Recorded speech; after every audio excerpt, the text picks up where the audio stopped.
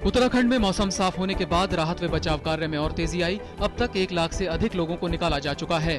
कल के बचाव अभियान में हरसिल से 628 और बद्रीनाथ से 706 लोगों समेत कुल 1700 लोगों को निकाला गया। इसके साथ ही हरसिल से सभी लोगों को निकाला जा चुका है। हालांकि अभी भी करीब 1900 लोग फंसे हुए हैं। राज्य के मुख्य सचिव सुभाष कुमार ने कहा कि अगले 3 दिनों में बद्रीनाथ से सभी लोगों को निकाल लिया जाएगा। इस बीच मौसम विभाग के पूर्वानुमान के मुताबिक कुमाऊं मंडल में तेज बारिश के आसार हैं। सैलाब से मची तबाही के बाद अब उत्तराखंड में महामारी फैलने की आशंका।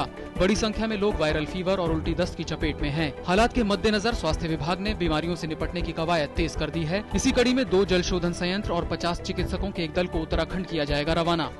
उत्तराखंड में राहत अभियान में जुटे सैनिकों की हौसला अफजाई करने और राहत व बचाव कार्यों का जायजा लेने के लिए सेना प्रमुख बिक्रमजीत सिंह गौचर पहुंचे। सेना प्रमुख ने बचाव अभियान के दौरान हेलीकॉप्टर दुर्घटना में शहीद जवानों को श्रद्धांजलि भी दी। राहत कार्यों की समीक्षा और शहीद जवानों को श्रद्धांजलि देने गृह मंत्री सुशील कुमार शिंदे भी देहरादून पहुंचे। सीबीआई को अधिक स्वायत्त बनाने के लिए मंत्री समूह की सिफारिशों को केंद्रीय मंत्रिमंडल की मंजूरी। सिफारिशों में सीबीआई निदेशक को अधिक वित्तीय अधिकार देना और एजेंसी के कामकाज की निगरानी के लिए सेवानिवृत्त न्यायाधीशों की समिति का गठन शामिल है।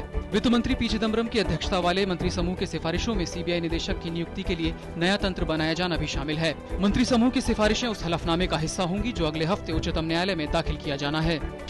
आर्थिक मामलों की मंत्रिमंडलीय समिति ने अगले साल से प्राकृतिक गैस की कीमत $8.4 प्रति यूनिट करने को हरी झंडी दी। गैस के दाम मौजूदा $4.2 से बढ़कर अगले साल अप्रैल में $8.4 प्रति 10 लाख MMBTU हो जाएंगे।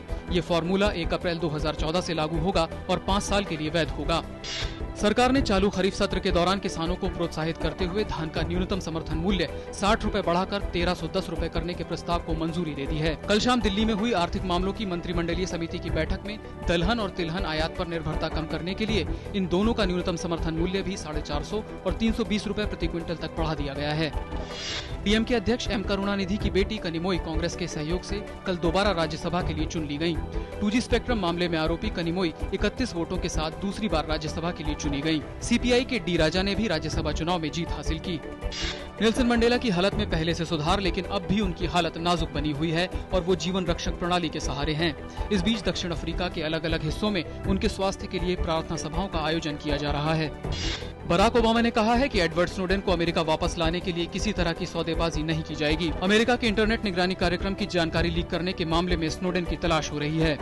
उलटफेर और चोटों के कारण कई खिलाड़ियों के बाहर होने के कारण चर्चा में रहे विंबलडन के चौथे दिन 24वीं वरीयता प्राप्त चीन की शुवाई पेंग को छोड़ सभी शीर्ष वरीयता प्राप्त खिलाड़ियों ने तीसरे दौर में प्रवेश किया। पुरुष वर्ग में नोवाक जोकोविच सहित महिला वर्ग में सेरेना विलियम्स और लीना ने खिताब की तरफ अपने कदम बढ़ाए।